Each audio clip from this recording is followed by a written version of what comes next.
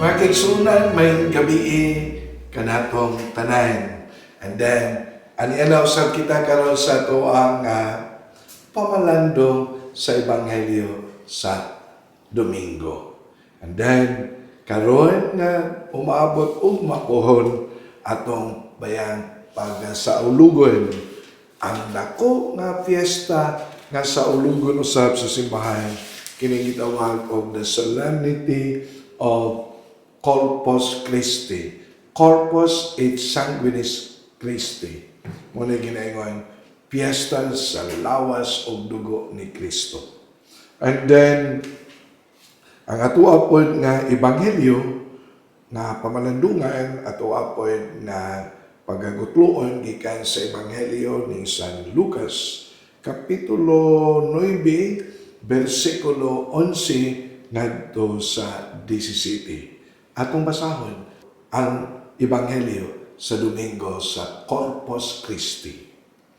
Ang Ginoo malaa kaninyo. Pagbasa gikan sa Santos nga ebanghelyo sumala ni San Lucas. Himayaon ikaw, O Ginoo. Sa pagkasayod sa mga tao niini, minunot sila kaniya. Giabi-abi sila ni Jesus o gisultihan may tungod sa gingharian sa Dios o giayo niya ang mga masakiton. Sa nagkasalok na ang adlaw, nanuol kang Jesus ang napulog duha ka tinun-an o niya miingon. Paadtua ang mga tao sa kasikbit ng mga balangay o kaumahan aron mangitag pagkaon o abutanan kay hilik ining dapita. Apan mingon si Jesus kanila, kamo ang maghatag kanila o pagkaon. Ug sila nanubag, 5 ra ka paen o 2 ka isda ang ania kanamo. Buot ka ba nga manlakaw kami o mamalit og pagkaon alang niining mga tawhana? Dito may mga 5,000 ka mga tao. Unya mingon si Jesus sa iyang mga tinun-an, palingkura ang mga tao o papunduka sa tinagkalim-an.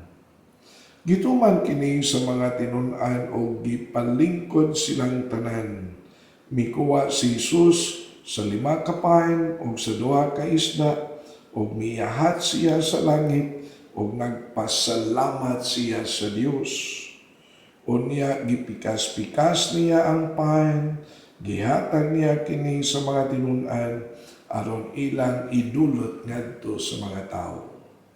Nangaon o nangabusog silang tanan o guman niini nakahipos ang mga tinun-an o napulog 2 kabukag na salin sa mga tao.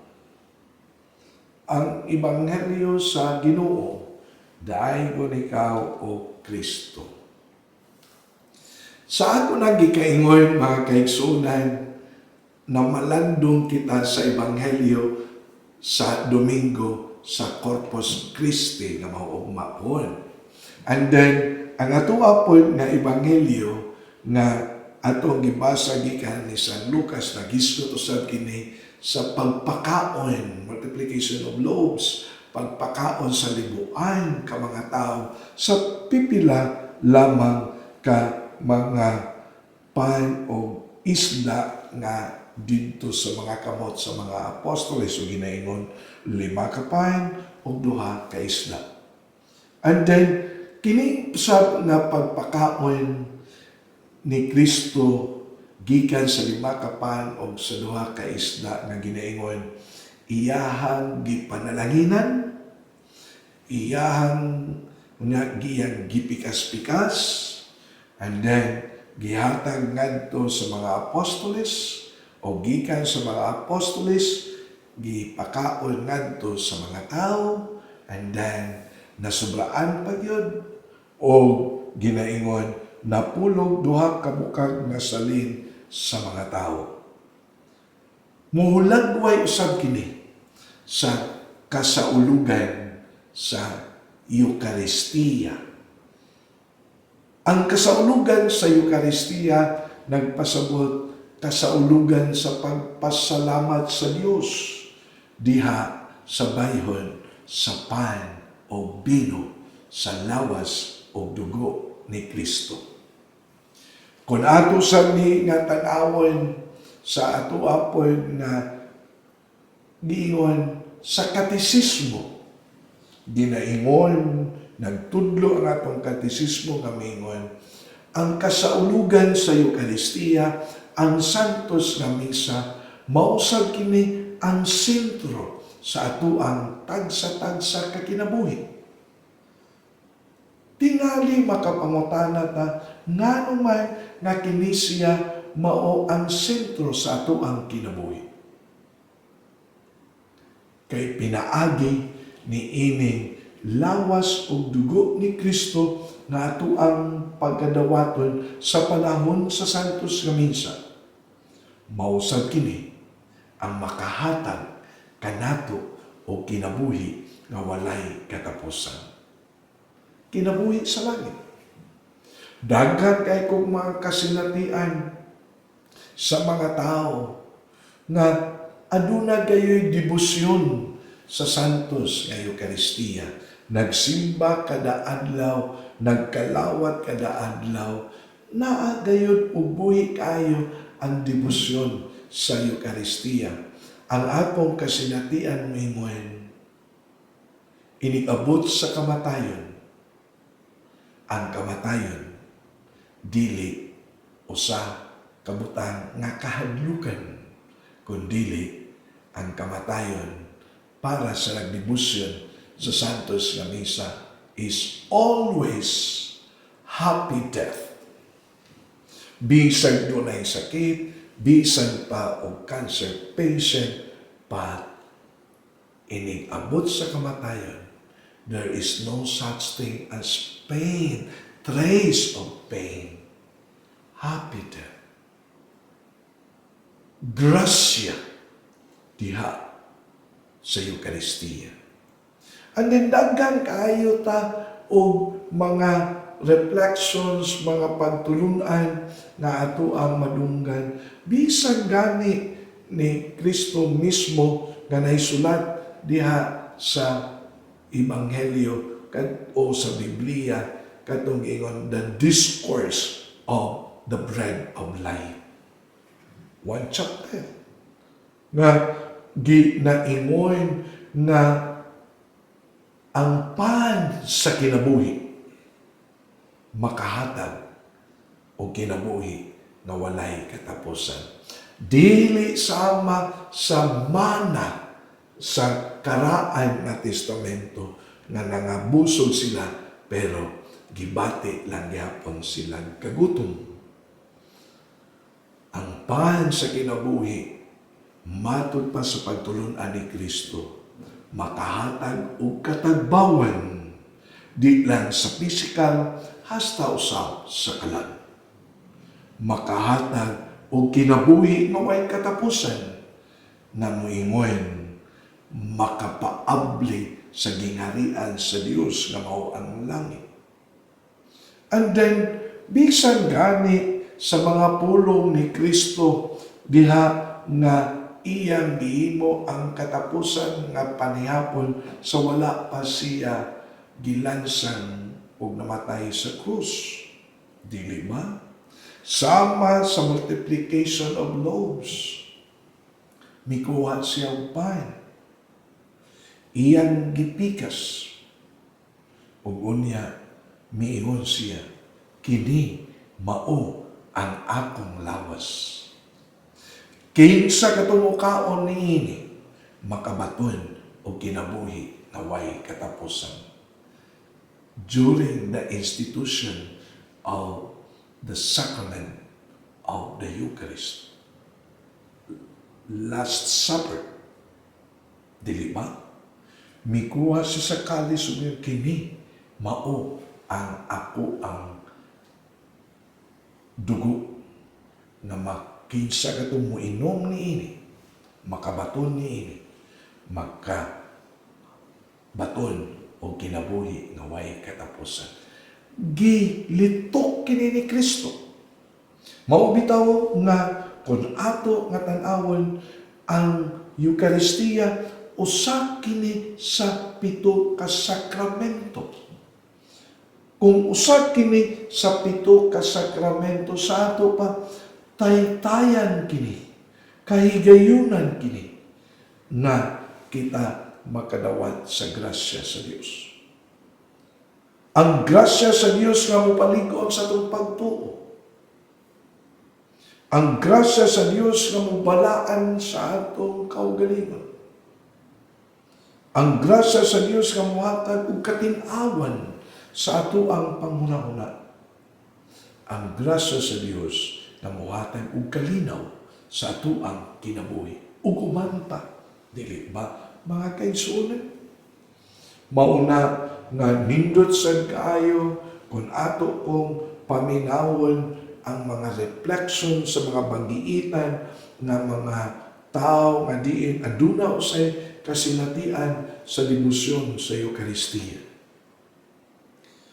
Sila, what is common experience niining mga tao nga makaingon kanato nakasinati ug nagpuyo sa debosyon sa Santos nga Eucharistia. Silang tanan miingon nga si Kristo buhi diha sa Santos nga misa, diha sa bayhon sa pan o bino, physically present sa ato pa buhi. Mao ni kay buhi man physically si Kristo diha sa Eucharistia. Ang pan na consecrated, liturgically speaking, nga gikonsegrahan sa pari, muna ginaingon sa ato ang katisismo, dako ug usas sa mga dako nga milagro nga ato ang masaksihan. Please excuse me to use this term. I know bugat-bugat kini maong termino, but mao kini gitawag og transubstantiation na ang pine substantially change into the body of Christ.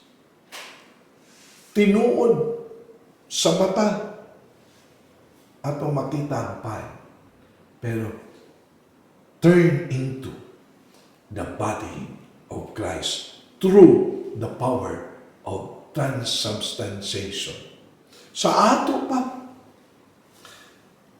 sa kadahigayon nga kita nagsimba, sa kadahigayon nga kita nangalawat, o ato lang gitawag og communion,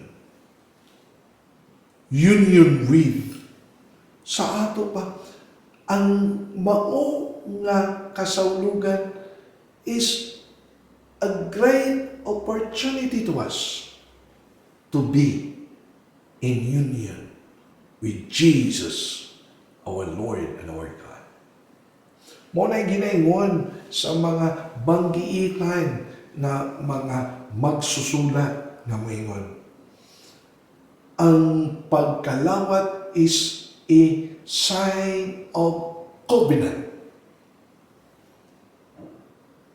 a kind of relationship between us and to God.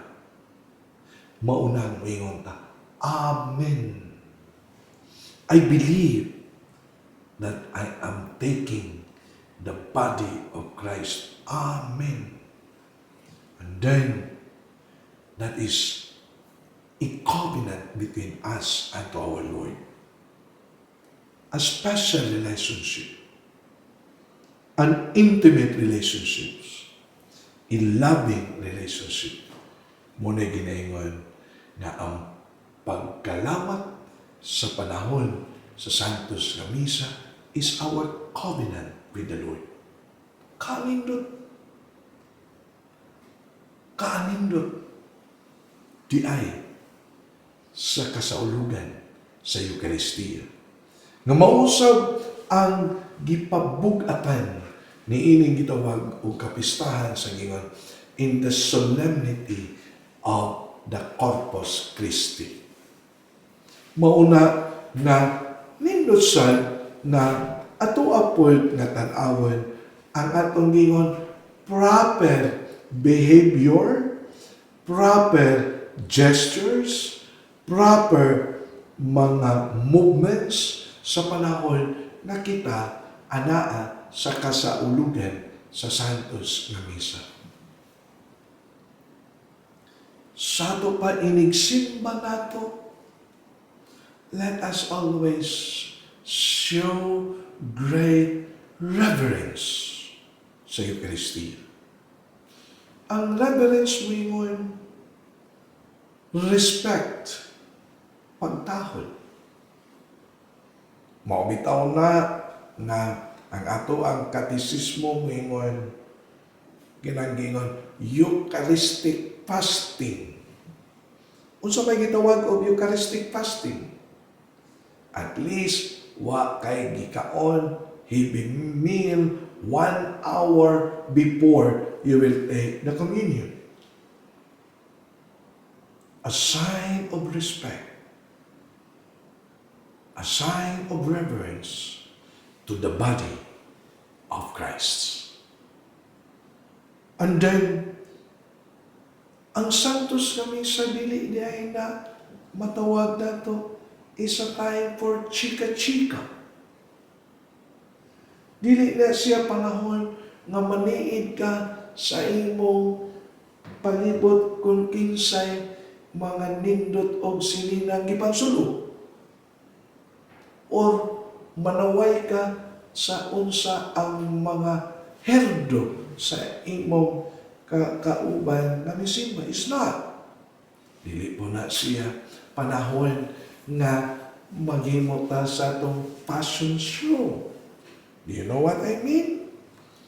Maubitaw nga giregulate gyud na sa ato ang Commission on Worship bisan ang proper attire labi na kung dunay kasal. Dili ba mas sakripisyo ang kasaulugan sa misa? Mao nang atong Commission on Worship nag-regulate what is the proper dress labi na panahon sa kasal. Hope sa masubrahan sa lumuban. And then with great devotion. Kung sa may great devotion, kanabang reverence and devotion that you really feel the presence of God. And then your gestures, your movements, your actions, kinahanglan dunay expression of devotions. Sense of decency. You're being decent, formal, labi na kung naaka sa celebration of the Eucharist. Nga musunod saan ang gingon? With dignity. Give dignity to the celebration. You are with the Lord. Give your best dress. You are with the Lord. That's a personal encounter with the Lord. And then, if you are with the Lord, muna ginaingon, great respect, reverence, devotions, and dignity should always be present every time we are in the celebration of the Eucharist. Sa ato pa, kay bao naman yun ta, sa mga schedules, sa mga parokya, labi na sa mga parokyano, ayaw mo palit sa misa. Dili ba? Kay bao naman ta sa mga schedules. Kay bao naman ta nga ang misa is a personal encounter with the Lord.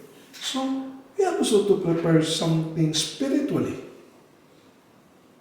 Nindot biya yun kayo, at least 5 minutes before the Mass, to anak ka, aron sa you are tuned in, and then you are disposed to the celebration.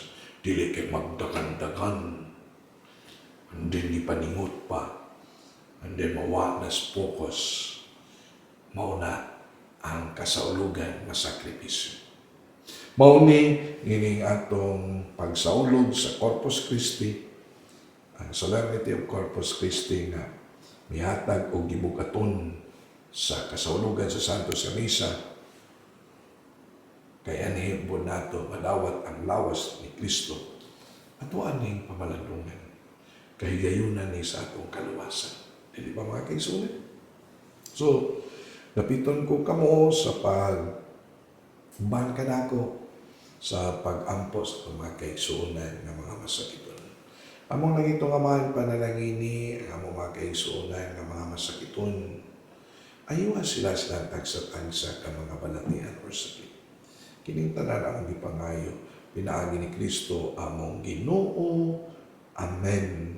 So, anila sa takutob, mga kaigsunan, nga sa sunod na pod natong pamalandong, ang kasaulugan na pod nga ato ang pamalandungan, mao ang kapistahan ni San Pedro, San Pablo, sunod nga Domingo. Mao na nga kinisi siya magkita ta sa sunod nga Sabado, alas 6 gyapon sa gabi sa tuang FB account, Archdiocese of Cebu Catechetical Ministry. Na kini si Father Joseph Inting, ang kanunay nga nag-uban ninyo ini ato pamalandong sa Ebanghelyo sa Domingo. Ang Diyos magpanalangin kaninyong tanan sa kanunay.